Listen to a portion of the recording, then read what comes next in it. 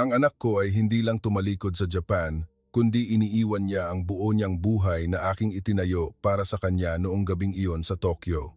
Malamig ang hangin, kaya nag-ulap ang salamin ng bintana, ngunit ang nagpalamig sa aking katawan ay hindi ang ginaw, kundi ang isang pangungusap mula sa bibig ng aking anak.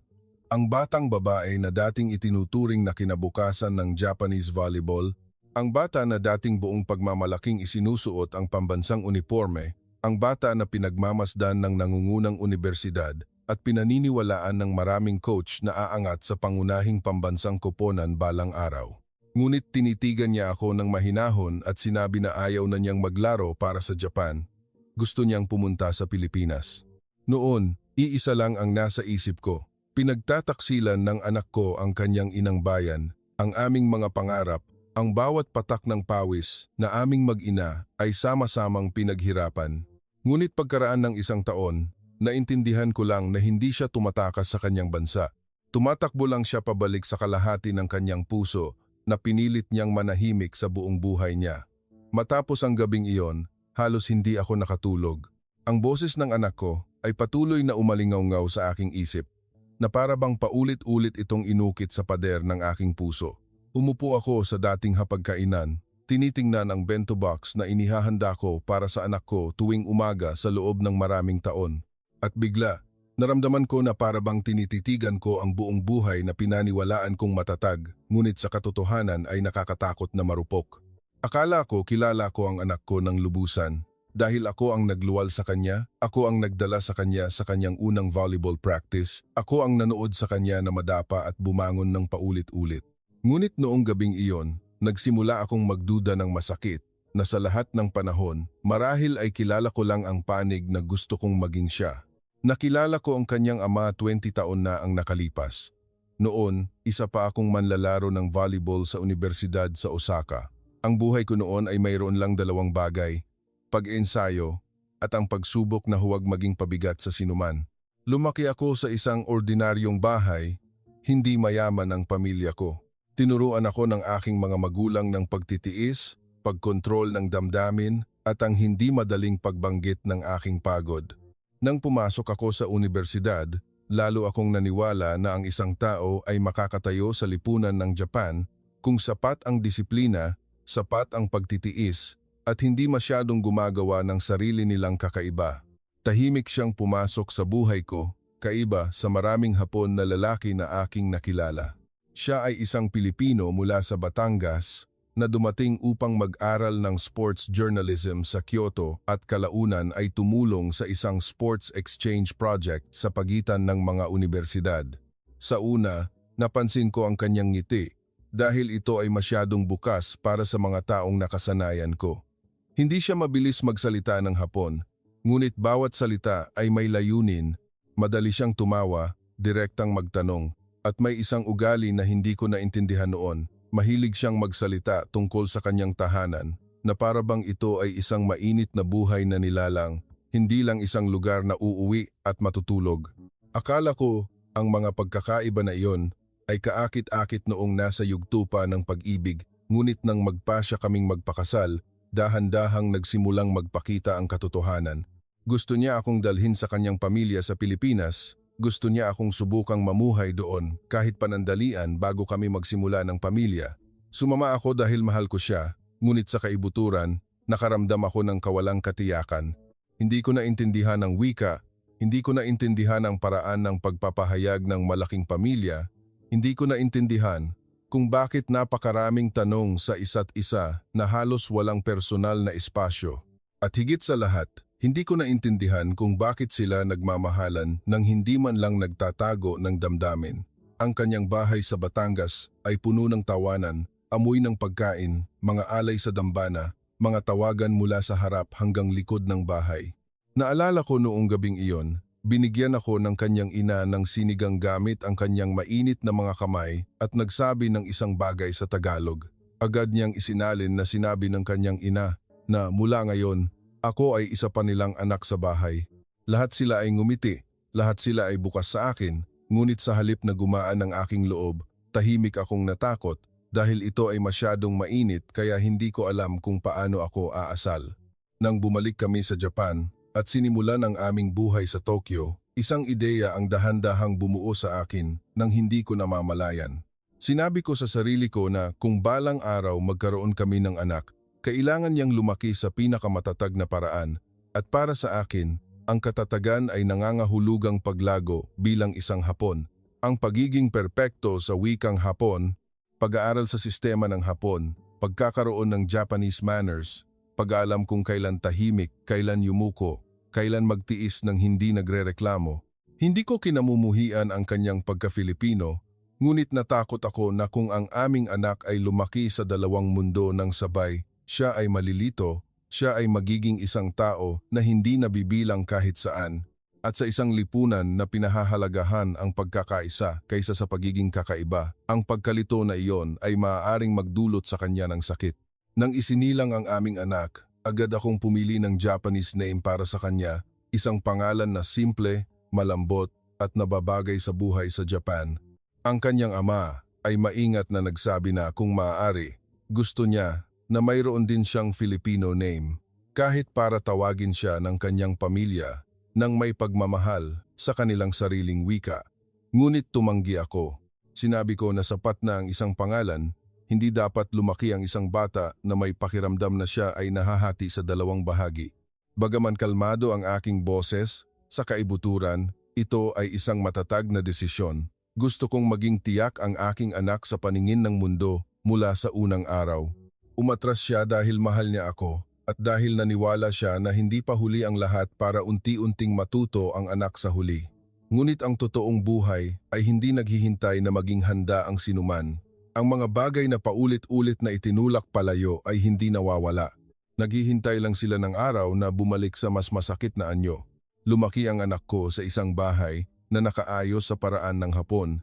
Lahat ng bagay, gumising sa tamang oras, kumain ng sabay-sabay, tamang paghihiwalay ng basura, pagdarasal sa dambana sa bagong taon, maayos na uniforme sa paaralan, magalang na pagsasalita, may schedule ng pag-iensayo, may layunin, may landas. Dinala ko siya sa paaralan, sa sports training, sa competition.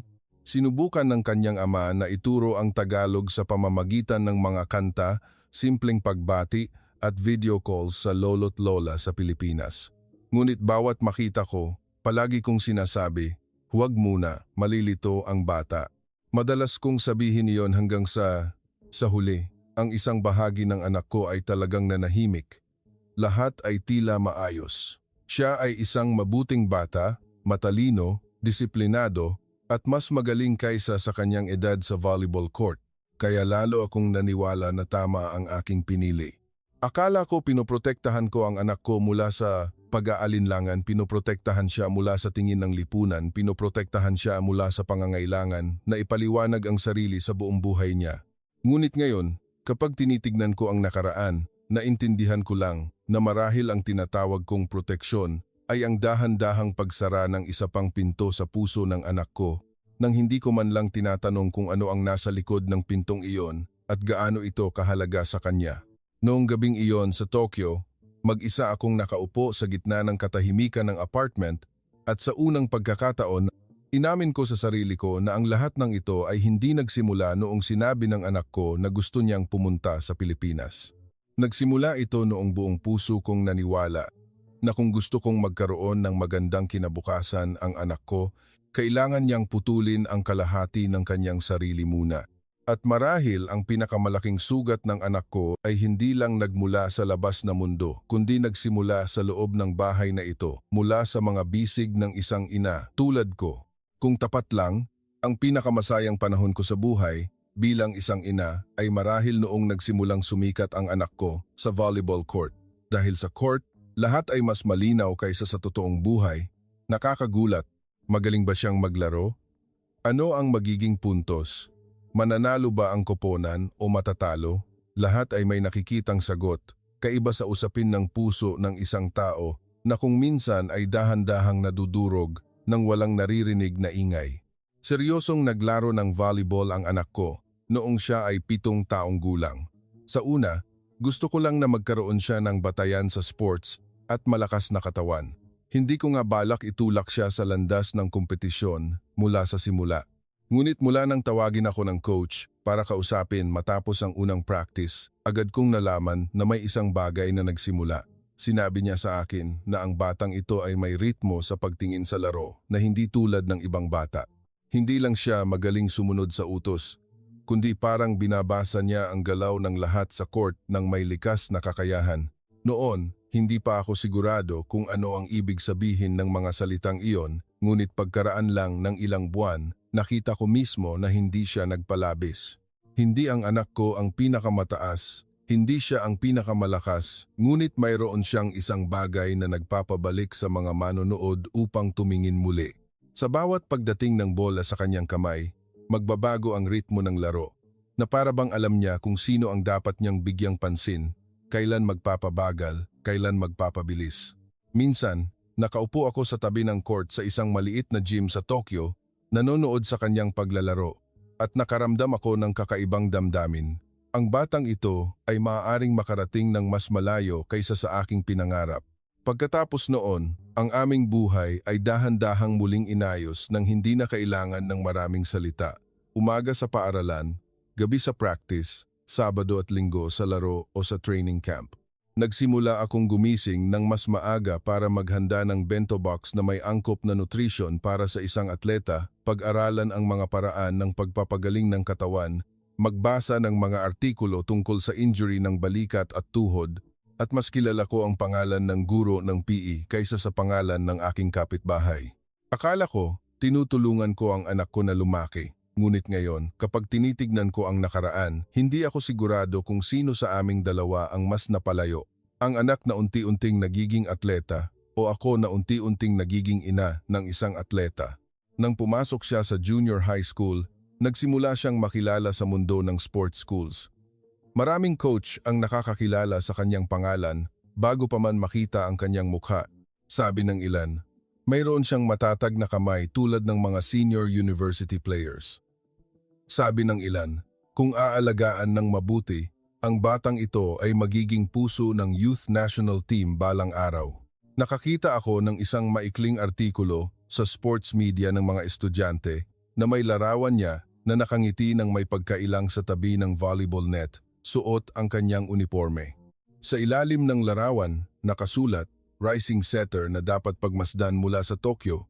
Paulit-ulit kong binasa ang mensaheng iyon na para bang hindi ako makapaniwala sa aking mga mata at mula noon, hindi na naging pareho ang kanyang mundo.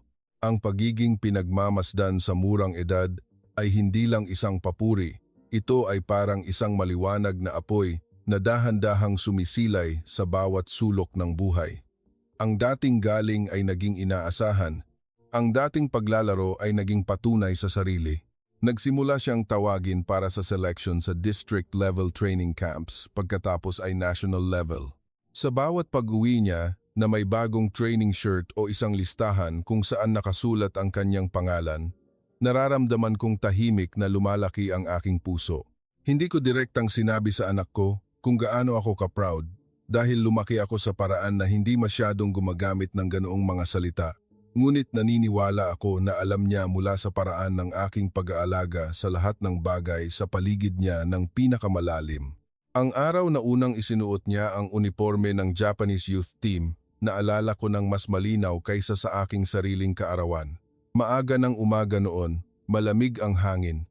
Tinulungan ko siyang ayusin ang kanyang kwelyo bago umalis ng bahay. Nakatayo siya sa harap ng salamin, nakapusod ang buhok. Ang kanyang mga mata ay parehong nasasabik at sinusubukang itago ang kanyang emosyon tulad ng isang Hapon na bata na tinuruang huwag masyadong magpakita ng damdamin. Nakatayo ako sa likod niya at nanikip ang aking dibdib hanggang sa hindi ako makapagsalita. Naisuot ko na ang uniforme ng atleta. Alam ko kung gaano kabigat ang tela na isinuot sa katawan. Hindi lang ito may pangalan ng bansa, kundi mayroon ding mga pangarap ng pamilya, coach, paaralan, at ng aming sarili na nakapatong doon. Pagkatapos ng araw na iyon, nagsimulang tingnan siya ng mga tao ng iba. Ang mga guro ay mas nagbigay ng kahalagahan, ang mga nakababata ay humingi ng picture, ang mga coach mula sa sikat na paaralan ay nagpadala ng mensahe para magtanong ng kanyang kalagayan. Ang kanyang pangalan ay lalong naging usap-usapan at ako ay lalong nagpakasakit din. Sinabi ko sa sarili ko na ito ang oras na hindi dapat palampasin. Kung aalagaan ng mabuti, kung mag-ensayo ng mabuti, kung hindi hahayaan na mawala ang konsentrasyon, ang buhay ng anak ko ay magiging mas matatag kaysa sa aking buhay ng maraming beses. Ngunit ang katotohanan na hindi ko tinanggap noon ay, habang mas nagiging mataas ang anak ko sa paningin ng iba, mas nagsimula akong matakot. Natatakot ako na masaktan siya, natatakot ako na maligaw siya, natatakot ako na hindi niya kayanin ang presyon, at ang hindi ko kailanman naglakas loob na sabihin, nang malakas ay natatakot ako na balang araw, ang isang bagay na pilit kong itinago sa buong panahon ay babalik upang maningil sa kanya. Hindi ko alam kung ano ang anyo ng takot na iyon sa una. Naramdaman ko lang na bagaman nakatayo ang anak ko sa court ng Japan, bagaman ang kanyang pangalan ay tinawag bilang pag-asa ng bansang ito, ngunit sa ilang pagkakataon, kapag tinitingnan ko siya mula sa malayo, mayroon pa rin akong kakaibang pakiramdam na para bang tinitingnan ko ang isang bata na sinusubukang tumayo ng tuwid sa isang lupa na marahil ay hindi kailanman ganap na naging kanya. Noon, hindi ko pa naintindihan kung ano ang ibig sabihin ng pakiramdam na iyon. Akala ko, kung mananalo siya ng sapat, kung magaling siya ng sapat, kung makakakuha siya ng pagkilala ng sapat, magiging maayos ang lahat. Naniwala ako, tulad ng maraming ina, na ang tagumpay ay makakatulong na protektahan ang anak mula sa hindi nakikitang sakit. Ngunit hindi ko alam na, minsan, ang tagumpay ay nakapagpapalalim lang sa sugat at sa araw na muling magbukas ito, mas masakit ito kaysa sa ating naisip.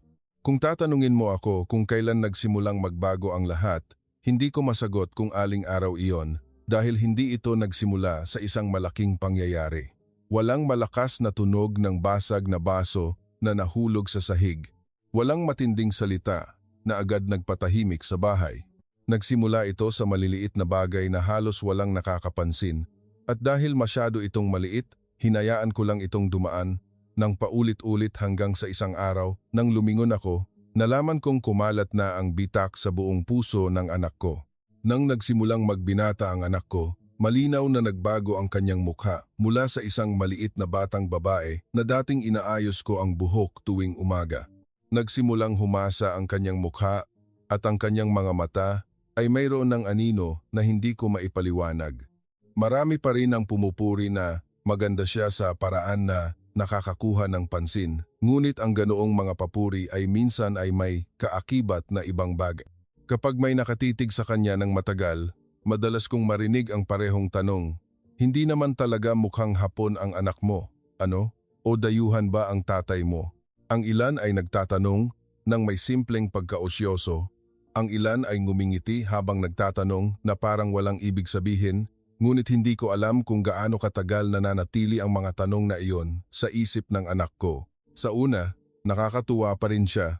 Madalas siyang sumagot ng maikli, Filipino po ang tatay ko, at ngumiti ng magalang tulad ng itinuro ko. Ngunit habang lumalaki siya, mas malinaw kong nakita na sa bawat pagkakataon na kailangan niyang sagutin ang parehong tanong, titigil saglit ang kanyang mga mata na para bang kailangan niyang mag-isip bago sa bawat pagkakataon kung paano sasagutin ng pinakamabuti, kung paano sasagutin upang maunawaan ang kaharap nang hindi na magtanong pa, at higit sa lahat, kung paano sasagutin nang hindi siya masyadong magmukhang dayuhan. Isang araw pagkatapos ng practice, nakaupo siya sa mesa sa kusina, kumakain ng misua soup, pagkatapos lang ng ilang subo, at tinanong ako, Nay, kung may magtanong po na totoo bang, Hapon ako, ano po ang isasagot ko? Naalala ko noon na napakabilis ng sagot ko, masyadong mabilis, para sabihin na pinakinggan ko pa ang tanong. Sinabi ko, sabihin mo lang, dito ka pinanganak, dito ka lumaki, dito ka nag-aral, Hapon ka. Akala ko malinaw, simple, at makakatulong sa kanyang magkaroon ng kumpiyansa. Ngunit bahagya lang siyang tumango at bumalik sa pagkain. Hindi siya nakipagtalo, hindi na nagtanong pa. Ngunit ang kanyang katahimikan noong gabing iyon ay nagpaliit sa kusina ng kakaiba. Kalaunan, napansin ko na mas naging tahimik siya, lalo na kapag umuwi mula sa paaralan o mula sa laro. Hindi siya nagrereklamo tulad ng ibang bata sa kanyang edad. Hindi niya kailanman sinabi na may nagpasakit sa kanyang loob. Hindi niya kailanman inireklamo na may nagsabi ng masama. Ito ang lalong nagbigay sa akin ng maling akala na maayos pa rin ang lahat dahil sa kulturang pinaglakihan ko. Ang bata na hindi masyadong nagsasalita, hindi gumagawa ng problema, hindi nagpapahirap sa iba ay isang malakas at ipinagmamalaking bata. Hindi ko kailanman kinuwestiyon na ang katahimikan ng anak ko ay hindi laging nangangahulugang malakas. Minsan, marahil ay nangangahulugan ito na masyado na siyang pagod para magpaliwanag ng anuman. At isang bagay na malinaw kong naalala ay ang gabing tumawag ang biyenan ko mula sa Pilipinas. Panahon iyon, bago ang kapistahan. Tahimik ang aming bahay. Galing sa matinding practice ang anak ko at nakaupo sa sala, iniuunat ang mga kalamnan. Nang tumunog ang telepono, ngumiti ang kanyang ama at sinagot ang tawag. Lumabas sa screen ang larawan ng lola na nakasuot ng makulay na damit na may mainit na ilaw mula sa bahay sa Pilipinas. Hindi ko naintindihan ang lahat ng Tagalog, ngunit malinaw kong narinig na tinawag niya ang anak ko sa isang pangalan na hindi niya Japanese name, isang Filipino name na halos hindi ko pa narinig.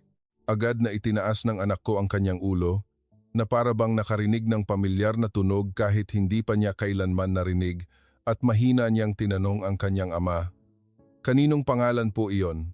Nakita ko noon na bahagyang nagbago ang ekspresyon ng kanyang ama bago siya sumagot ng medyo paligoy-ligoy na iyon ang pangalan na ibinigay ng lola sa kanya noong bata pa siya. Nananahimik ang anak ko saglit. Hindi na siya nagsalita pa. Bumalik lang siya sa paghawak sa dulo ng kanyang mga paa na para bang hindi mahalaga ang usapin. Ngunit noong gabing iyon, matapos siyang maligo, dumaan ako sa harap ng kanyang silid at nakita ko siyang nakaupo sa harap ng salamin, tahimik na tinitingnan ang kanyang sarili na para bang sinusubukang hanapin ang isa pang tao na nagtatago sa parehong mukha. Nakatayo ako sa labas ng pinto nang hindi pumasok at noon ko unang naramdaman na marahil sa mundo ng anak ko, mayroon pang maraming silid na hindi ko kailanman nabuksan. Pagkatapos noon, nagsimulang magtanong ang anak ko ng mga tanong na lalong nahihirapan akong sagutin. Nagtanong siya kung anong klaseng lugar ang pinanganakan ng kanyang ama. Mabilis ba magsalita ang mga tao doon? Talagang maanghang ba ang pagkain sa Pilipinas? Bakit ang mga larawan ng kanyang ama noong bata pa ay lubos na naiiba sa aming buhay sa Tokyo?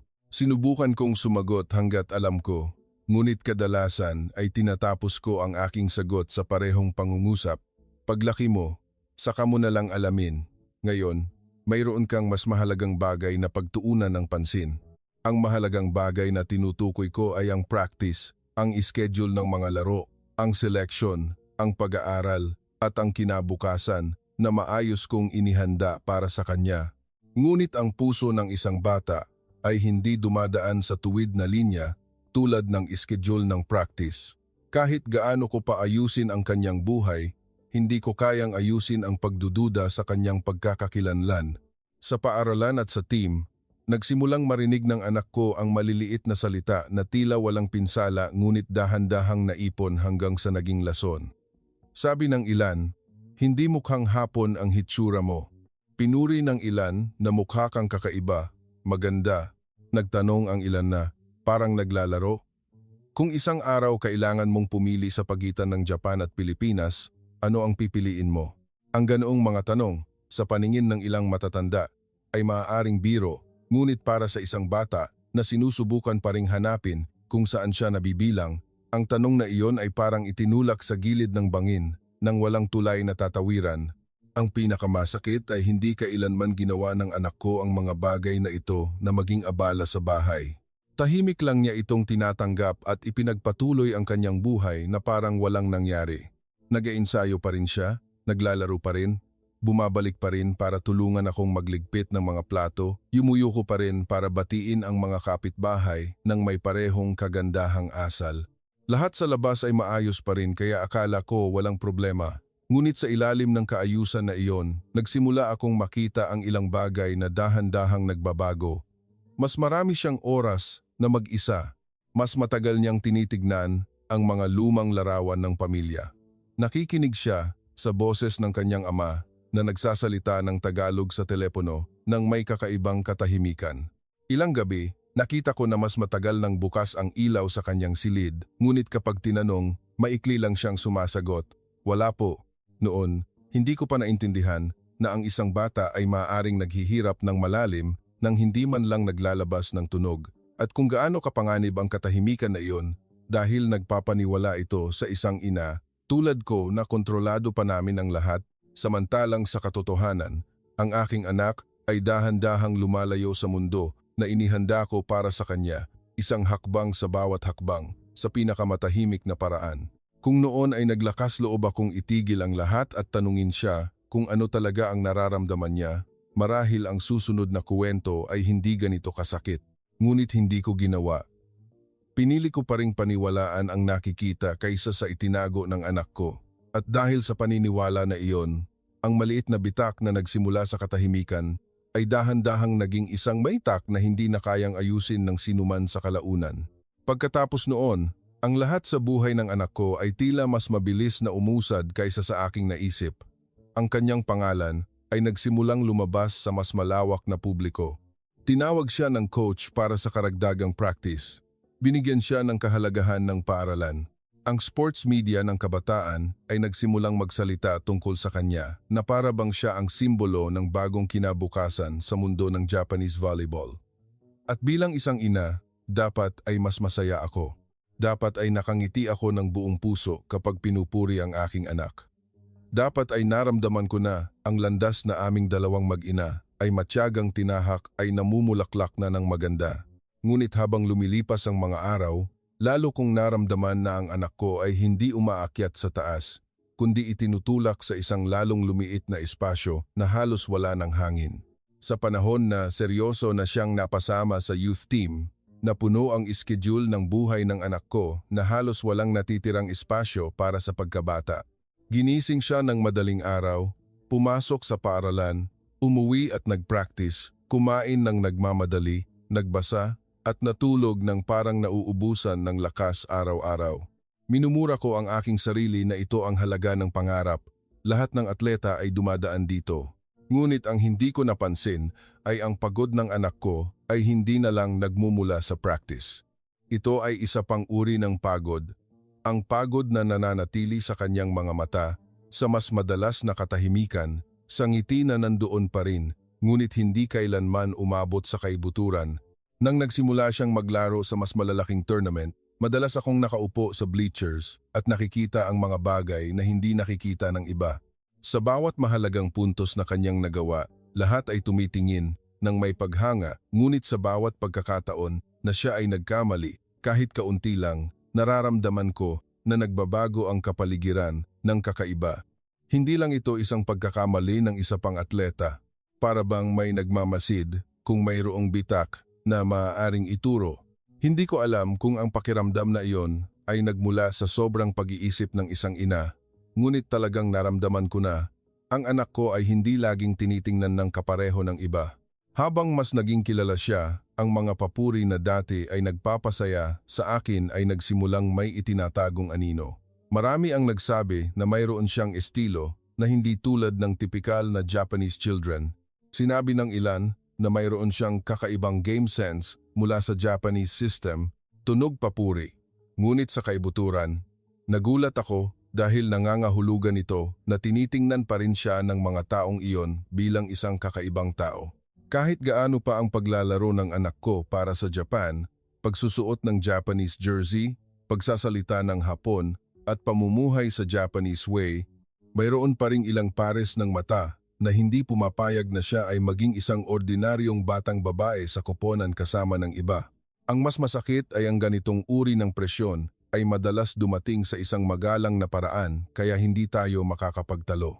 Pagkatapos ng isang laro, may isang magulang ng atleta na lumapit sa akin nang nakangiti at sinabi, "Ang galing ng anak mo, talagang may kakaiba sa kanya." Ngumiti ako ng magalang, ngunit pauwi, iniisip ko lang, bakit hindi pinayagan ng anak ko na maging magaling sa isang ordinaryong paraan? Bakit ang bawat kakayahan niya ay kailangang iugnay sa salitang kakaiba sa lahat ng oras, na para bang kahit gaano pa siya magsumikap, gusto pa ring ipaalala sa kanya ng lipunan na hindi siya tulad ng iba. At sa online world, ang dating nararamdaman lang ay nagsimulang magkaroon ng malinaw na letra. Matapos ang isang maikling panayam tungkol sa rising star ng Japanese youth team, maraming nagkomento. Bahagi ay papuri, Ngunit ang ilang pangungusap ay parang karayom na dahan-dahang tumutusok sa balat. May nagtanong kung ano ang kanyang lahi. May nagsabi na hindi siya mukhang purong Hapon. May nagbiro, maiintindihan kaya ng isang bata na may ganitong pinagmulan ang salitang kinatawan ng bansa. Hindi ako sigurado kung binasa ng anak ko ang lahat. Ngunit alam ko na ang mga bata ngayon ay nakikita ang higit pa sa iniisip ng mga magulang at ang ilang sugat ay hindi kailangang hintayin na direktang murahin ng sinuman. Ang pagkaalam lang na may nagtatanong sa kanilang pag-iral ay sapat na para maging masyadong mahaba ang isang gabi. Sa team mismo, nagsimula akong mapansin ang maliliit na pagbabago na hindi direktang maipaliwanag. Sa practice, nagagawa pa rin ng anak ko ang kanyang tungkulin ng mahusay, nakikipagtulungan pa rin, gumagalang pa rin sa coach, at magalang pa rin sa lahat ng kaibigan, ngunit ang isang uri ng natural na pag-iral ay dahan-dahang nawawala. Nakita ko siyang pumasok sa locker room at ang isang pag-uusap ay tumigil saglit. Nakita ko siyang kumain mag-isa pagkatapos ng practice, samantalang dati ay napapalibutan siya ng mga tao. Nakita ko ang ilang kaibigan na masyadong magalang sa kanya na para bang pinapanatili ang distansya, hindi ang pagiging malapit na dapat sa mga kasamahan sa koponan. Ang mga bagay na ito ay walang ebidensya. Walang sinuman ang malinaw na nagkamali. Walang sinuman ang nagsabi ng anumang bagay na maaari kong ipagtanong. Ngunit bilang isang ina, alam kong inilalagay ang anak ko sa isang kakaibang posisyon. Pinupuri siya ngunit hindi tinatanggap ng totoo. Isang gabi, pagkatapos ng isang pambansang kompetisyon, nakaupo ang anak ko sa balkonahe ng silid, tahimik na tinitingnan ang mga ilaw ng Tokyo sa malayo. Tinanong ko, bakit hindi ka pa matulog? May klase pa bukas. Sumagot siya, Nay, kung magaling po akong maglaro, sinasabi ng mga tao na mayroon akong espesyal na talento. Ngunit kung magkamali po ako, tinitingnan ako na parang hindi ako dapat nagkamali mula sa simula. Hindi ko po naintindihan kung bakit parang mas mabigat sa akin kaysa sa iba. Noon, matagal akong nanahimik dahil hindi ko alam kung ano ang sasabihin. Gusto kong sabihin na iyon ay dahil magaling siya kaya inaasahan ng mga tao, ngunit sa kaibuturan, alam kong hindi iyon ang lahat. Hindi lang nasasaktan ang anak ko dahil sa mataas na inaasahan. Nasasaktan siya dahil nararamdaman niya na kahit gaano pa siya kagaling, ang espasyo kung saan siya nakatayo ay hindi pa rin matatag. Marahil ang pinakamalupit sa buhay ay hindi ang pagkamuhi ng hayagan, kundi ang pagtanggap ng may kondisyon. Bigyan ng kahalagahan hanggat kaya mong gawin ng mahusay, bigyan ng puwesto hanggat hindi ka nagkakamali, at palaging handa kang paalalahanan na kung madulas ka, maaari kang itulak pabalik sa pagiging dayuhan anumang oras. Dahan-dahang nabuhay ang anak ko sa ganoong katotohanan, samantalang ako ay abala pa rin sa pag-iisip na ang tanging kailangan niya ay mas mag-ensayo, ng mas matindi, mas lumakas, mas magtiis. Ngunit walang uri ng practice na makakatulong sa isang taong pagod na sa patuloy na pagpapatunay na karapat-dapat siya sa pag-iral sa lahat ng oras. Habang mas umaakyat siya sa itaas, mas malinaw kong nakita na ang tagumpay ay hindi nagpaparamdam sa kanya na mas kabilang. Sa kabaliktaran, lalo nitong pinalaki ang pag-iisa upang maging mas maliwanag kaysa dati. Sa paningin ng mga tao sa labas, siya ay maaaring isang rising star ng Japan, isang kinabukasan, isang pag-asa, isang batang inggit. Ngunit sa kanyang sariling paningin, natatakot ako ng husto na marahil ay tahimik siyang nagtatanong ng paulit-ulit, kung kailangan kong ipagpalit ang lahat upang makatayo dito, bakit ko pa rin nararamdaman na wala akong totoong tahanan? At iyon ang panahon na dahan-dahan kong naintindihan na ang nabibigo ay hindi lang ang morale ng anak ko, kundi ang koneksyon niya sa lugar na pilit kong pinaniwalaan sa buong panahon na siya lang ang dapat tumayo. Kung sa nakaraan, ang bitak sa pagkakakilanlan ng anak ko ay isang manipis na linya lang sa isang malinaw na salamin, sa panahong ito, nagsimulang sumasalamin ang bitak na iyon na nagpapakita na kahit gaano pa kaperpekto ang panlabas na anyo, hindi na pareho ang salaming iyon.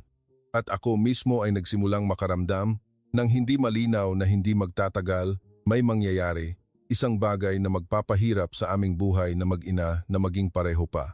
Kung ang nakaraang panahon ay ang panahon na nagsimula akong makita na unti-unting nahihirapan ang anak ko huminga sa isang perpektong buhay, ang panahong ito ay ang panahon na nakita ko ang isang bagay na hindi ko kailanman tinanggap sa buong panahon na nagsisimulang magkaroon ng malinaw na anyo ng paunti-unti.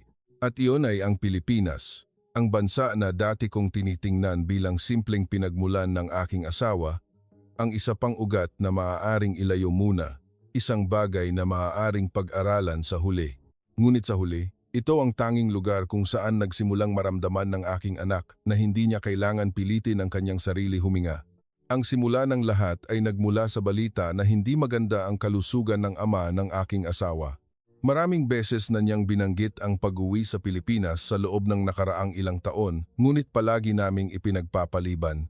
Minsan dahil abala ang anak ko sa laro, minsan dahil sa pagsusulit, minsan dahil naramdaman ko na ang malaking biyahe na ito ay makagugulo sa buhay na mayroon ng sistema. Hanggang sa oras na iyon, hindi na siya nagsalita ng may pagmamakaawa. Tahimik lang siyang nagsalita habang nagliligpit ng mga plato pagkatapos ng hapunan. Kung hindi tayo pupunta ngayon, baka wala na tayong ganitong pagkakataon. Naalala ko na matagal akong nanahimik bago ako sumagot ng maikli, sige, pumunta tayo. Hindi ako sigurado kung noon ay nagpasya ako dahil sa pagkaawa sa aking asawa o dahil sa kaibuturan ay nagsimula akong maramdaman na kailangan ng anak ko na lumabas sa parehong hangin sa loob ng ilang panahon. Dahil sa panahong iyon, ang anak ko ay parang isang puno na nakatayo pa rin ng tuwid ngunit unti-unting nagiging malungkot ang mga dahon.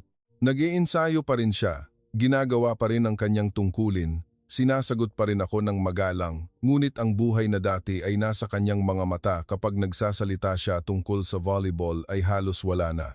Minsan, nakaupo ako, tinitingnan siya na nagtatanggal ng tape sa kanyang mga daliri pagkatapos ng practice ng may pagkasawa. At sa aking puso ay lumabas ang tanong sa unang pagkakataon, kung hahayaan ko pa ring magpatuloy ang lahat, ano pa ang matitira sa batang ito maliban sa disiplina? Habang naghahanda sa biyahe, halos hindi nagsasalita ang anak ko. Ngunit napansin ko na tahimik siya sa paraan na kaiba sa dati. Hindi ito katahimikan dahil sa pagod, kundi katahimikan na para bang may isang bagay na nagigising sa kanyang puso. Isang araw, dumaan ako sa kanyang silid, at nakita ko na nakabukas ang screen ng tablet ng anak ko. Ito ay isang clip ng Philippine Women's Volleyball match. Tumigil ako saglit para tingnan ng hindi niya napapansin. Tahimik lang siyang nanood, higit pa sa isang fan ng sports. Hindi lang niya tinitingnan ang bola, hindi lang ang puntos, kundi parang tinitingnan niya ang buong kapaligiran, ang paraan ng pag-uusap ng mga atleta, ang paraan ng pagtawa nila matapos magkamali sa madaling bola, ang paraan ng pagtayo ng mga nasa bench at paghiyaw. Hindi ko alam kung bakit ganoon na lang kalambot ang mukha ng anak ko sa mga larawan na iyon. Nang lumapag ang eroplano sa Ninoy Aquino International Airport, agad kong naramdaman na lahat ay lubos na kaiba sa Tokyo. Hindi lang ang hangin na mas mainit ng ilang antas, kundi ang buong ritmo ng buhay. Ang mga tao ay mabilis maglakad, ngunit malakas magsalita. May amoy ng pagkain na lumulutang sa hangin mula pa sa airport. Mas madaling ngumiti ang mga tao sa isa't isa kaysa sa aking nakasanayan, at bagaman nakarating na ako dito dati, ang pakiramdam ng pagiging kakaiba ngayon ay hindi na ganoon kalaki. Dahil sa pagkakataong ito, hindi ako dumating bilang isang babaeng umibig, kundi bilang isang ina na maingat na nagbabantay sa puso ng kanyang anak. Nang umalis kami sa Manila patungo sa Batangas, nakaupo ang anak ko sa tabi ng bintana sa buong biyahe. Tinitingnan ang mga karatula sa kalsada na may Filipino text, ang mga tindahan ng prutas sa gilid ng kalsada, ang mga gasolinahan na mahina ang tugtog ng OPM na halos hindi marinig. Hindi siya masyadong nagtanong, ngunit malinaw kong nakita na sadyang tinatanggap niya ang lahat ng paunti-unti, na para bang isang tao na nakikita ang mga larawang ito mula sa malapit sa buong buhay niya at ngayon lang talaga nakatayo sa harap nito sa unang pagkakataon. Nang makarating kami sa bahay ng pamilya ng aking asawa, ang unang nangyari ay hindi tanong kundi ang yakap ng kanyang lola. Dahan-dahang lumabas ang kanyang lola, na hindi na kasing lakas ang katawan tulad ng dati, ngunit ang kanyang mga mata ay agad na lumiwanag nang makita ang kanyang apo. Tinawag niya ang anak ko sa Tagalog na may bahagyang nanginginig na boses dahil sa tuwa. Hindi ko naintindihan ang lahat, ngunit isang bagay ang malinaw kong nakita, ang anak ko ay walang gulat na ekspresyon tulad ng aking kinatatakutan. Sa kabaliktaran, parang tumigil siya sa pagtiimbagang saglit, na para bang may isang bagay sa kanya ang kumalas nang hindi na kailangan pang ipaliwanag. Sa unang 2003 araw, hindi pa masyadong nakikipag-ugnayan ang anak ko dahil halos wala siyang Tagalog maliban sa simpleng pagbati na itinuro lang ng kanyang ama. Ngunit nakakagulat na hindi siya mukhang naiilang tulad ng aking iniisip. Lahat sa bahay ay dahan-dahang nakikipag-usap sa kanya. Ngumungiti sa kanya, nagdagdag siya ng pagkain sa plato, nagtanong ng may mainit na boses. Kahit ilang salita lang ang kanyang nasasagot o umaasa sa kanyang ama na magsalin paminsan-minsan, walang sinuman ang nagpahiya sa kanyang kawalan ng kaalaman sa wika. Tinitingnan nila siya hindi bilang isang taong hindi pa sapat, kundi bilang isang miyembro ng pamilya na bumalik lang ng mas huli kaysa sa iba. Isang gabi, habang kumakain sa mahabang mesa sa labas ng bahay, sa gitna ng tunog ng mga kuliglig at mahinang mainit na hangin, tinanong ng pamangkin ng aking asawa na kasing edad ng anak ko, sa pamamagitan ng pagsasalin ng kanyang ama, kung gusto niyang manood ng volleyball practice sa paaralan bukas. Halos tumanggi ako agad para sa anak ko dahil sa nakasanayan. Dahil akala ko ito ay oras para magpahinga, hindi oras para tumakbo patungo sa parehong bagay. Ngunit bago pa ako makapagsalita, itinaas ng anak ko ang kanyang ulo at bahagyang tumango. Malinaw na nagbago ang kanyang mga mata. Ito ay isang tingin na matagal ko nang hindi nakikita. Ang tingin ng isang bata na gustong pumunta, hindi dahil sa tungkulin, hindi dahil kailangan niyang pasayahin ang sinuman, kundi talagang gustong pumunta. Kinabukasan, pumunta kami sa gymnasium ng isang sports school sa Batangas. Hindi kasing bago ang gusali tulad ng mga training facility sa Japan. Hindi kasing tahimik ang court na maririnig ang bawat yapak ng sapatos na tumatama sa sahig tulad ng aking nakasanayan, ngunit pagpasok ko, naramdaman ko agad ang isa pang uri ng enerhiya. Malakas mag-usap ang mga batang babae sa court, nagtatawanan habang nag-warm up. Naglalakad ang coach ng may matigas, ngunit hindi malamig na boses. At nang makita nila ang anak ko na nakatayo sa tabi ng court, kasama ang kanyang ama at mga kamag-anak, hindi nila siya tinitingnan ng may pagtatasa kung gaano siya kagaling o kung saan siya dapat. Tinitingnan nila siya ng may pagkausyoso at direktang pagiging palakaibigan, nakakagulat. Matapos magpakilala sa pamamagitan ng ilang pangungusap na isinalin, tinanong ng coach kung gusto niyang subukan maglaro. Agad akong tumingin sa anak ko at nakita ko ang pag-aalinlangan sa loob lang ng isang segundo bago siya tumango. Isinuot niya ang kanyang sapatos, bumaba sa court at tinanggap ang unang bola ng medyo kinakabahan, ngunit hindi nagtagal, may isang bagay akong nakita na nagpabalikwas sa aking puso. Hindi dahil sa sobrang galing niyang maglaro, kundi dahil nagbago ang ekspresyon ng kanyang mukha. Nagsimula siyang gumalaw ng natural, nagsimulang sumagot ng may boses, nagsimulang ngumiti kapag may pumalakpak sa kanya. Pagkatapos ng isang laro, kahit hindi sila maayos makipag-ugnayan, ang bola ay naging isang wika na nagkonekta sa kanya sa mga tao sa court nang hindi na kailangan pang ipaliwanag kung sino siya. Ang pinaka nagpatahimik sa akin ay nang matapos ang practice. Lumapit ang ilang bata sa team sa anak ko at nagbigay ng tubig. Ang ilan ay tumawa habang sinusubukang magsalita ng simpleng Ingles. Ang ilan ay gumamit ng kilos sa halip na salita at lahat sila ay inanyayahan siyang umupo sa sahig na bilog na parang ordinaryong bagay. Nakatayo ako, nanonood mula sa tabi ng court nang walang gaanong pansin sa akin at bigla naramdaman ko na para bang nakakakita ako ng isang bagay na hindi ko kailanman nakita sa Japan. Hindi dahil mas mabuti ang mga batang Pilipino kaysa sa mga batang Hapon o dahil walang kompetisyon dito, kundi dahil sa mga mata nila na tumitingin sa anak ko, walang nakatagong tanong. Walang pagsubok kung dapat siya naroroon o hindi. Tinanggap lang nila siya kahit hindi pa niya natatapos patunayan ang anuman. Noong gabing iyon, habang pauwi kami, matagal na tahimik ang anak ko bago siya mahinang nagsalita. "Nay, kakaiba po dito ano?" Lumingon ako sa kanya. Tinitingnan pa rin niya ang labas ng bintana. "Bakit kakaiba?" tanong ko. Huminto siya sandali bago sumagot. "Hindi pa po ako marunong magsalita." Hindi ko pa po alam ang maraming patakaran dito, pero hindi ko po nararamdaman na kailangan kong bilisan para matanggap ako ng lahat. Ang mga salitang iyon ay napakahina, ngunit napakabigat na hindi ko alam kung paano sasagot.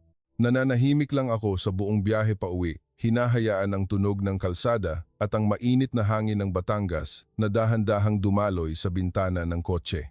Sa aking puso, isang katotohanan ang dahan-dahang nabuo, isang katotohanan na hindi ko gustong tanggapin, ngunit hindi ko na kayang tanggihan. Ang Pilipinas, para sa anak ko, ay hindi lang isang tourist destination, hindi lang bahay ng mga kamag-anak, hindi lang nakaraan ng ama. Dahan-dahan itong nagiging lugar kung saan ang kalahati ng kanyang puso ay tahimik na tumutugon.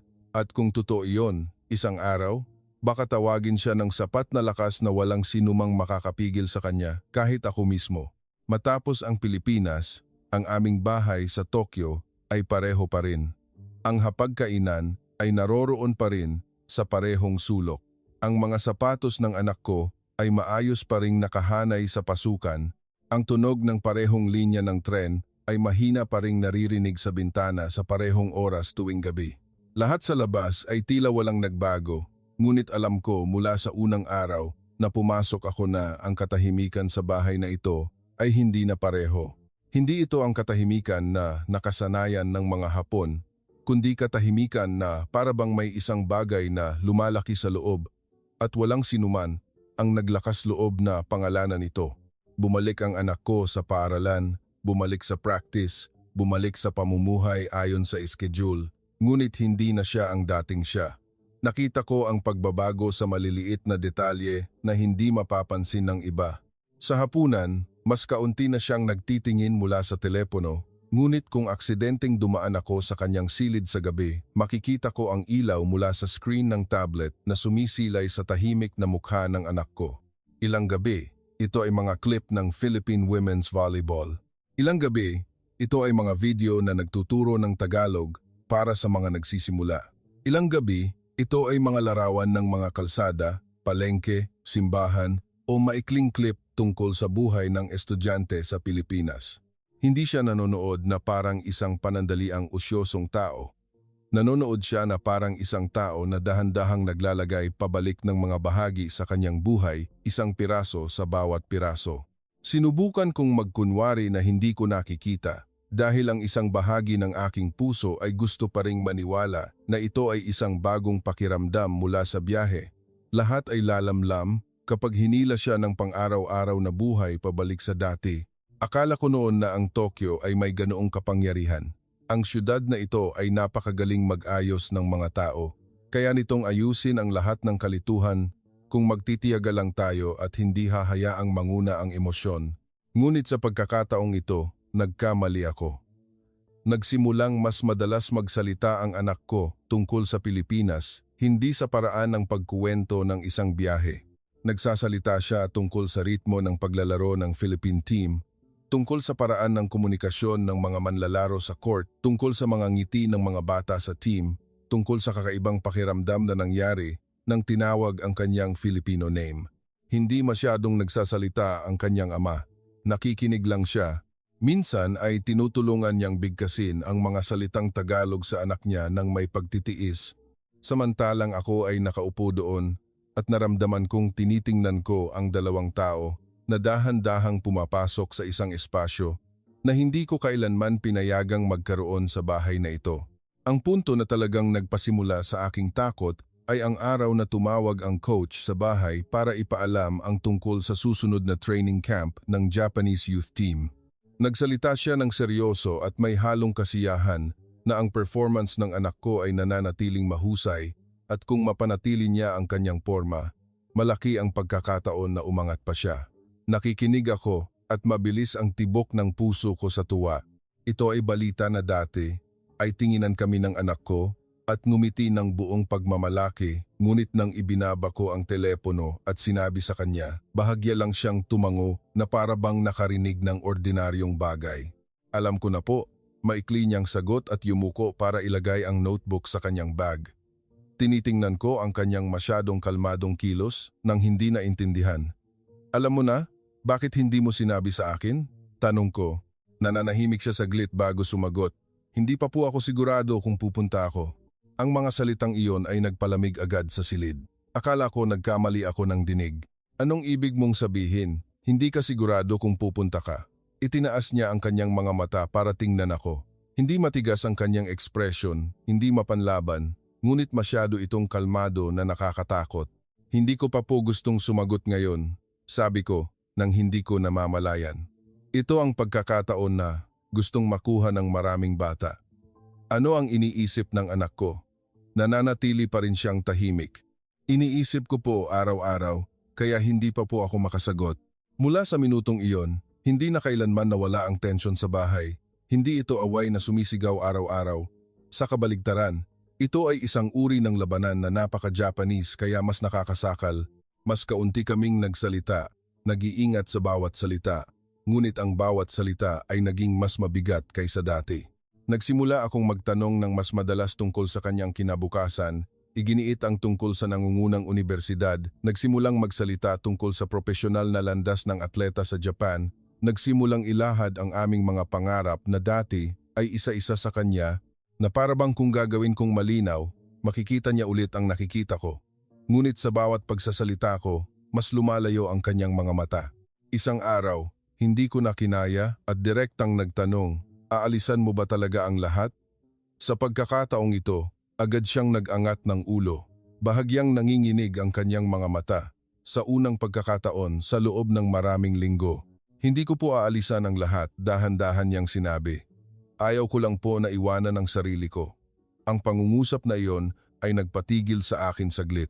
Gusto kong sumagot, gusto kong sabihin na nagsasalita siya na parang hindi alam ang halaga ng kanyang tinataglay, ngunit sa pinakamalalim na bahagi ng aking puso, nagulantang ako dahil alam kong hindi lang tungkol sa volleyball ang sinasabi niya. Noong gabing iyon, umupo ang aking asawa sa tabi ko. Matapos matulog ang anak ko. Hindi namin binuksan ang TV. Walang tunog, maliban sa mahinang ingay ng refrigerator. Tinanong niya ako, nang may malambot, ngunit matatag na boses, sinubukan mo na bang pakinggan ang sinasabi ng anak mo ng totoo? Agad akong sumagot ng may kapaitan sa puso. Palagi kong pinapakinggan, ngunit ang sinasabi ng anak ko ay hindi makatwiran. Nanahimik siya sandali bago nagsalita. O baka naman, makatwiran ito para sa puso ng anak mo, ngunit hindi tugma sa inihanda mo? Lumingon ako sa kanya. Dumating ng sabay ang pagod at hinanakit. E paano naman ang lahat ng ginawa ko? Ano ang mali ko? Ano ang mali ko sa pagpapalaki sa kanya? Bahagya siyang umiling. Hindi ka naman nagkamali sa pagpapalaki sa kanya. Mahal mo lang ang anak mo sa paraan na sinusubukang protektahan siya mula sa hirap, ngunit marahil ang tinatawag mong proteksyon ay ang mismong bagay na nagpapahinga sa kanya. Ang mga salitang iyon ay parang kutsilyo na hindi agad nagbigay ng sugat, kundi dahan-dahang lumalim hanggang sa halos hindi nakayanin ang sakit. Gusto kong tumanggi, gusto kong igiit na ako ang ina. Kaya ako ang pinakamabuting nakakaalam kung ano ang kailangan ng anak ko, ngunit habang lumilipas ang mga araw, mas lalo akong hindi sigurado sa pangungusap na iyon. Ang talagang bumagsak sa aming relasyon ay dumating noong gabing inilagay ng anak ko ang isang set ng dokumento sa mesa sa harap ko. Ito ay impormasyon tungkol sa sports school at volleyball training program sa Pilipinas. Mayroong mga detalye ng curriculum, mga larawan ng dorm, sistema ng pagsasanay, at mga clip ng mga laro ng youth team sa Manila. Tiningnan ko ang mga papel na iyon na para bang sila ay kakaiba sa aming bahay. Ano ito? Tanong ko, kahit alam ko na ang sagot. Buntong hininga ang anak ko bago sumagot sa boses, na mas kaunti ang panginginig kaysa sa akin. Gusto ko pong subukang mag-apply para mag-aral sa Pilipinas. Hindi ko alam kung aling emosyon ang unang sumampa, pagkabigla, galit o takot. Narinig ko ang sarili ko na nagtatanong ng may katigasan, e paano ang Japan, ang Japanese national team, ang kinabukasan na nasa harap mo? Direktang tiningnan ako ng anak ko at sinabi ang pangungusap na hindi ko makakalimutan hanggang sa mamatay ako. Nakikita po ni Inay ang kinabukasan na magtatagumpay ako, ngunit hindi po nakita ni Inay kung gaano po ako naghihirap doon. Agad akong tumayo dahil hindi ko na kayang umupo pa. Sa aking dibdib, parang may apoy at yelo na nagbabanggaan. Naramdaman ko na parang hinuhusgahan ng anak ko ang lahat ng ginawa ko sa buong buhay ko, ngunit nang lumingon ako sa kanya, wala siyang ekspresyon ng paghuhusga. Mukha siyang pagod, malungkot at nag-iisa sa paraan na hindi ko kailanman nakita ng ganoon kalinaw. Hindi ko po kinamumuhian ang Japan. Patuloy niyang sinabi ng mahina, ngunit bawat salita ay mabigat. Ayaw ko lang po sa lugar kung saan kailangan kong patunayan araw-araw na karapat-dapat akong tumayo doon. Sa sandaling iyon, alam kong dumating ang aming away sa punto na hindi na kayang ayusin ng magagandang dahilan o ng dating katahimikan. Sa pagitan ko at ng anak ko, hindi lang ang pagpili ng bansa o ng landas sa sports ang distansya, kundi nakatayo kami sa magkabilang panig ng kahulugan ng magandang buhay. Tiningnan ko ang magandang buhay bilang katatagan, pagtanggap, isang malinaw na landas, ngunit masakit na itinuro sa akin ng anak ko na kahit gaano pa kaganda ang landas na iyon, kung kailangan itong ipagpalit sa pagputol ng ilang bahagi ng sarili araw-araw, sa huli, hindi pa rin ito tahanan. At nang tiningnan ko ang kanyang mga mata noong gabing iyon, talagang nagsimula akong matakot na sa pagkakataong ito, hindi ko na kayang hilahin pa ang anak ko pabalik sa mundong aking itinayo para sa kanya. Dahil ang tumatawag sa kanya mula sa kabilang panig ay hindi lang ang Pilipinas, kundi ang pakiramdam na doon, maaari siyang maging buo nang hindi kailangan humingi ng tawad sa sinuman. Isang bagay na hindi ko kailanman naibigay ng ganap sa kanya sa buong panahon. Matapos ang gabing iyon, ang aming bahay ay pumasok sa isa pang uri ng katahimikan. Hindi ito ang katahimikan na puno ng pagsikil ng emosyon tulad ng dati, kundi katahimikan na para bang alam na ng lahat na may mangyayari at walang sinuman ang maaaring magkunwari na hindi ito nakikita. Ginising ko pa rin ng maaga, naghanda pa rin ng almusal, nagtiklop pa rin ng damit, nag-ayos ng sapatos, naghanda ng bento box, at nabuhay sa maliliit na ritual na nagpatatag sa bahay na ito. Ngunit habang mas sinisikap kong panatilihin ang normalidad, mas naramdaman kong dahan-dahang nawawala ang normalidad na iyon sa aking kamay. Hindi na ako minamadali ng anak ko. Hindi na niya binabanggit ang Pilipinas sa bawat pagkakataon. Hindi siya umiiyak, hindi nagagalit, hindi sinusubukang talunin ako sa pamamagitan ng emosyon. Sa halip, tahimik siya ng kakaiba, ngunit ang katahimikan na iyon ay hindi tulad ng dati. Sa pagkakataong ito, hindi ito katahimikan ng isang batang nalilito, kundi katahimikan ng isang taong nakapagpasya na sa kanyang isip at naghihintay na mahabol ng labas na mundo. Nakita ko iyon sa paraan ng muling pag-ayos niya ng kanyang schedule ng buhay nang hindi humihingi ng pahintulot. Nagsimula siyang maglaan ng oras sa pagbabasa at pag-aaral ng Tagalog, mas madalas makipag-usap sa pamilya sa Batangas, nagtanong sa kanyang ama tungkol sa maliliit na detalye ng buhay doon, mula sa sistema ng paaralan hanggang sa transportasyon sa Manila. At ang pinakamasakit sa akin ay, ginawa niya ang lahat ng ito nang palaging magalang at malambot sa akin, na para bang ayaw niyang maramdaman ko na siya ay umaalis. Samantalang sa katotohanan, dahan-dahan siyang lumalabas sa mundo na inihanda ko para sa kanya. Isang hakbang sa bawat hakbang, nang may pagpapasya. Maraming gabi akong hindi nakatulog. Nakikinig ako sa mahinang tunog ng air conditioner sa dilim na silid at paulit-ulit kong tinatanong ang sarili ko, ano ang mali ko? Pinagpalaki ko ang anak ko sa pinakamabuting paraan na alam ko. Sinubukan kong gumawa ng pinakamatatag na landas para sa kanya. Gusto kong protektahan siya mula sa pagkalito, mula sa hirap, mula sa pangangailangan na ipaliwanag ang sarili sa lipunan araw-araw. Ngunit nang magpatuloy ako sa pag-iisip, ang sagot na ayaw kong tanggapin ay palaging bumabalik sa akin. Marahil ay pinoprotektahan ko ang anak ko mula sa labas na mundo.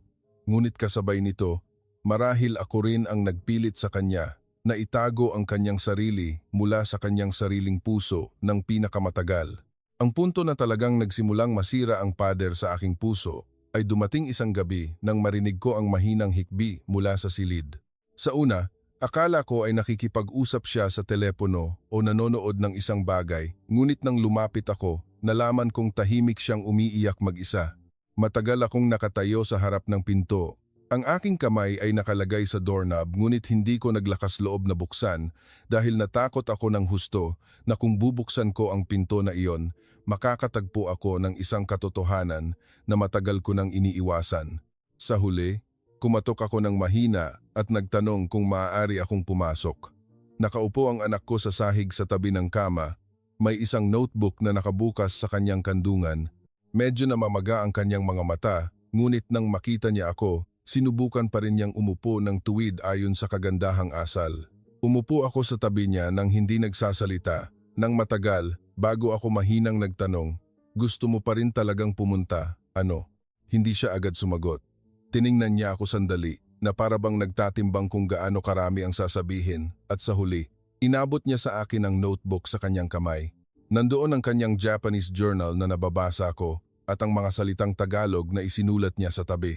Ang ilang pahina ay mayroon lang maikling pangungusap, ngunit halos hindi ako makahinga. Ang isa doon ay nakasulat. Ngayon, magaling akong maglaro, ngunit nararamdaman ko pa ring humihingi ako ng pahintulot na manatili dito. Sa isa pang pahina, nakasulat, marahil ang pinakamalaking pagod ay hindi nagmumula sa practice, kundi sa pagsubok na huwag masyadong magmukhang kakaiba. At may isang pahina na pinakamalinaw kong naalala. Kung mananatili ako ng ganito, isang araw, baka mas gumaling ako, ngunit baka wala nang matira sa akin. Nakaupo ako. Binabasa iyon nang hindi ko alam kung kailan ako nagsimulang umiyak. Hindi nagsalita ang anak ko. Hinayaan niya akong tahimik na magbasa hanggang sa huli. Nagtanong ako sa boses na halos wala ng katiyakan, ano ang Pilipinas para sa iyo? Dahan-dahan siyang sumagot. Hindi po iyon ang buong sagot. Nay, pero doon po ang unang lugar na naramdaman ko na hindi ko kailangan magmadali para patunayan na karapat-dapat akong umiral. Huminto siya saglit bago nagpatuloy. Hindi po ako gustong pumunta dahil kinamumuhian ko ang Japan. Gusto ko lang pong subukang mamuhay sa lugar kung saan hindi ko kailangan putulin ang kalahati ng sarili ko. Noong gabing iyon, lumabas ako sa silid ng anak ko na parang nawalan ng lakas. Umupo ako sa dating hapagkainan. Inisip ang aking buhay noong bata pa ako. Inisip ang araw na sinubukan kong baguhin ang aking accent, ang aking kilos, ang aking sarili upang maging pinakamabilis na makibagay sa lipunan ng Tokyo dahil ayaw kong tingnan bilang isang batang probinsyana. Kinamumuhian ko noon ang pakiramdam na kailangan kong mas magsumikap kaysa sa iba para lang matrato ng normal. At bakit hindi ko nakita na ang aking anak ay nakikipaglaban sa parehong damdamin sa mas malalim at mas nag-iisang anyo? Ilang araw pagkatapos, nang dumating ang deadline na kailangan ng sagot ng paaralan at asosasyon, tinawag ko ang anak ko at ang aking asawa upang umupo ng magkasama sa hapagkainan. Walang nagsalita sa simula. Matagal akong tumingin sa mukha ng anak ko bago ko tinanong sa huling pagkakataon, kung pupunta ka, hindi ka magsisisi, di ba? Tiningnan niya ako pabalik ng may mga mata na hindi ko pa kailanman nakita.